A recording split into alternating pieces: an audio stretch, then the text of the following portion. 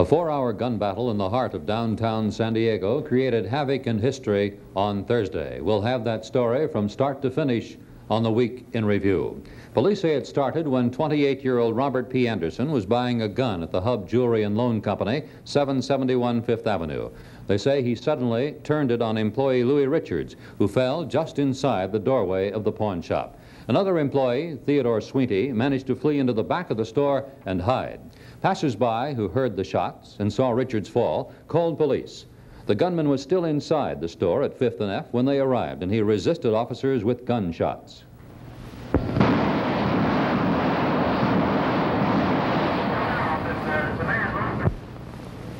Patrolmen took cover along the streets and began firing tear gas into the shop from behind a Coke truck, which they used as a barricade near the intersection. From the street, officers could see Richard's body laying in the doorway right in the middle of the battle. They had no way of knowing whether he was dead or alive.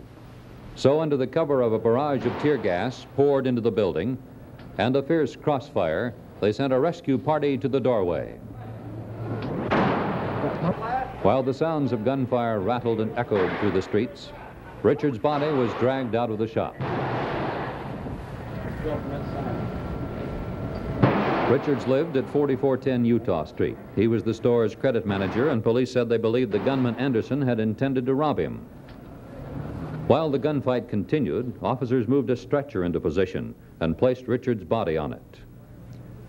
The steady firing into the shop helped enable the stretcher bearers to escape harm.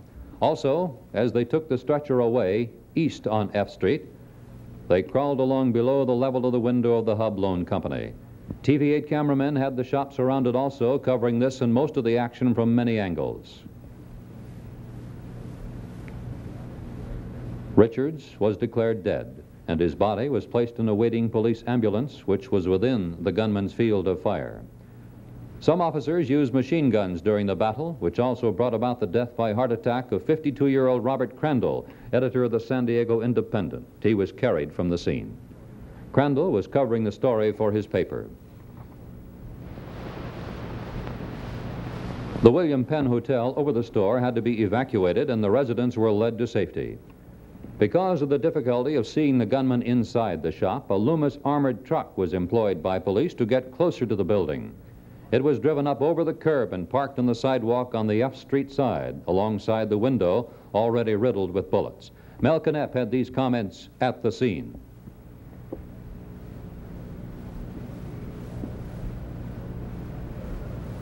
Officers with a better vantage point than the ones we're looking at now have said he may be in the far rear corner. Move the armored truck back and try shooting on that side. So they're moving the truck back now for a better vantage point, hoping to be able to spray the inside. While all of this firing is going on, inside the police ambulance, right behind the armored car, the body of the credit manager of the outfit killed when this fighting began.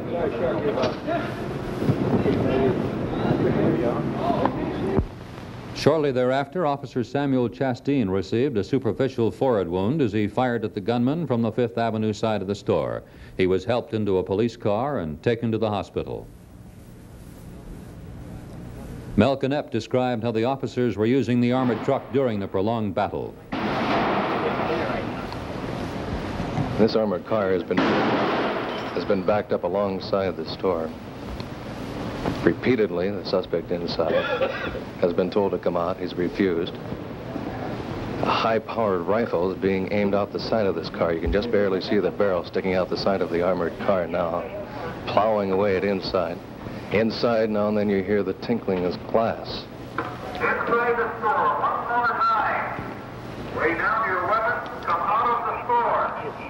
You can see you are surrounded. We have the necessary equipment now. Come on out. We'll hold our fire long enough for you to put your weapon down and come out of the store. Do it now. Put your weapon down, raise your hand way over your head, and walk slowly out of the store. Much of the tear gas that was fired into the shop was blown right back out by the gusty winds on Thursday. It was a rainy day with the dark storm clouds blowing by overhead. At one point, the tear gas blew out of the shop and into the armored truck. and into the eyes of the officers inside. They came out for air, but not the gunman. He managed to remain inside. Then Mel Knepp interviewed Detective Sergeant Carl Davis.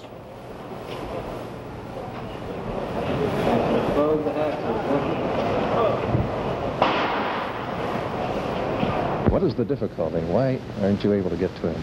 You stand behind a concrete pillar, and we can't angle shots in at him. I've seen you lob some tear gas shells in there. Why aren't they being effective? He seems to be getting fat on him. That's the only thing I can say. It's not doing a bit of good for him. Is there a possibility he has a gas mask? Well, it's a possibility. We've never seen him.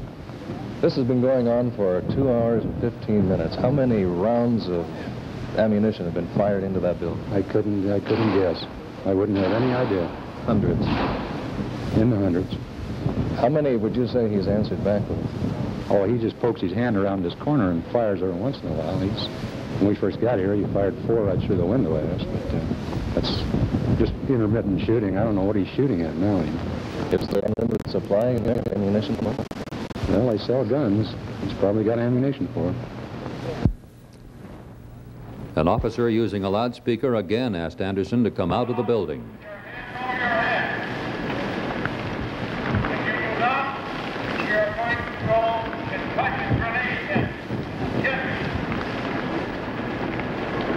But Anderson failed to appear, and shots rang out once more.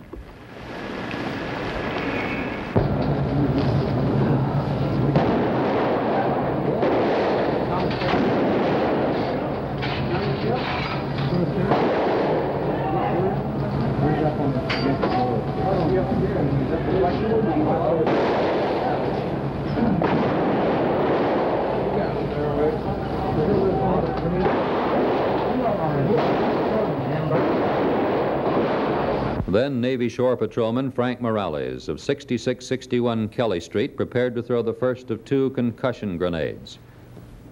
He was given a bulletproof vest, put on his helmet, and was ready to go. Officers then laid down another layer of heavy gunfire, and Morales dashed to a pillar in front of the shop doorway. There, he pulled a pin on the grenade and tossed it into the left side of the pawn shop.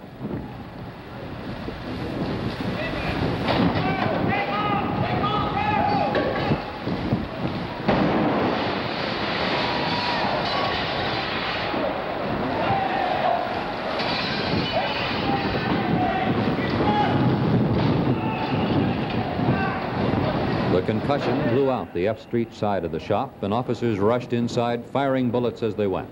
The explosion caused a minor fire in clothing and cardboard boxes stored inside, but this was quickly put out after the officers discovered that the gunman had now fled upstairs to the mezzanine and was still holding out. At this point, Mel Knepp interviewed the 32-year-old Morales. What is your name, please? Morales, Frank W. Work with the Shore Patrol headquarters here in San Diego. You're the man who tossed in the concussion grenade? That's affirmative. What is the purpose of a concussion grenade? How does it work? What do you expect it to do? Well, they can make a hole in the brick wall there, knock a man off his feet. If he's protected, well, it won't hurt him. But if he's not protected, it'll kill him or knock him down. And they think he's up now from where he was before, up on a second-floor mezzanine. Right. They think he's up down the second deck. And as soon as the police give me cover, I'll try to go up there and lob the hand grenade. This thing you're wearing? It's a bulletproof vest. It'll just stop the bullet here. If you don't shoot at my head, I'm all right. Morales then went back in and threw another grenade. It blew out the wall of the mezzanine above an adjoining tailor shop on 5th Avenue. The debris flew into the street, spraying parked cars. Thousands of spectators had gathered by this time to see the police close in a second time. Sergeant Ellen Brown led the charge upstairs above the pawn shop and came face to face with Anderson, who was still carrying a gun. Brown quickly unloaded his shotgun on Anderson, who was critically wounded and was carried outside and taken to the county hospital. His condition yesterday was greatly improved, and doctors expect him to survive.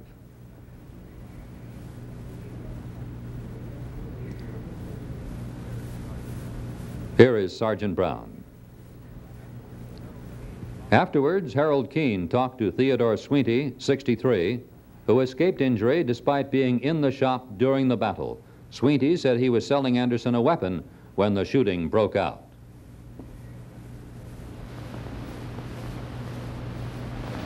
Well, it happened so doggone fast that 1 minute I was selling him a gun, and the next minute he grabbed a box of shells and took the gun and said, "I'm going to blast your brains out, USBs."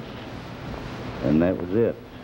But the first shot, just my luck, was the first shot he fired at Mr. Richards. And I don't know, at the same time he turned to fire at him, I dropped behind the counter, and so I never even seen Mr. Richards after that.